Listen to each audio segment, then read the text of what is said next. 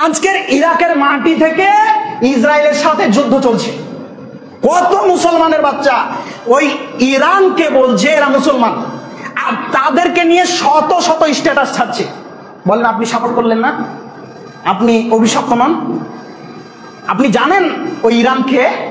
Iran যদি আজকে আপনাকে দেখতে পাই ওই ইরানের মাটিতে, তাহলে আপনাকে কচু কাটা করবে। হাজার হাজার সুন্নিদেরকে, হাজার হাজার মুসলমানকে, হাজার হাজার সুন্নিদেরকে, হাজার হাজার মুসলমানকে ওই ইরানের মাটিতে, ইরাকের মাটিতে হত্যা করে ছড়া। তাই ইমামগণ বলছেন, পৃথিবীর মানুষ তোমরা জেনে রাখো, ইহুদি খ্রিস্টান মুসলমানের যত ক্ষতি করেছে, ইহুদি খ্রিস্টান এই মুসলমানের যত ক্ষতি করেছে, ইহুদি খ্রিস্টান এই মুসলমানের যত ক্ষতি করেছে, তার চাইতে শত শত গুণ বেশি ক্ষতি করেছে ওই ইরানের শিয়ারা, ওই ইরাকের মাটির শিয়ারা।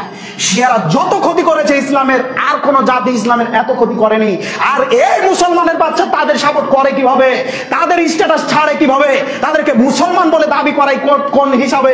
আমি কোন হিসাব দেখতে পাই না। অতএব সম্মানিত দিনী ভাই, আপনাদেরকে অনুরোধ করে বলে যাচ্ছি, শিয়াদের ওই স্ট্যাটাস ছাড়া তো বহু দূরের কথা, তাদের কথা কোনো সময় নিজের মনে গেঁথে নিয়ে তাদেরকে সাপোর্ট করিয়েন না। যদি করেন তাহলে পাপ হবে, যদি করেন তাহলে পাপ হবে। তাদের স্ট্যাটাস ছাড়া যাবে না। তারা যুদ্ধ করছে, করুক, এতে কোনো অসুবিধা নাই। মনে রাখবেন,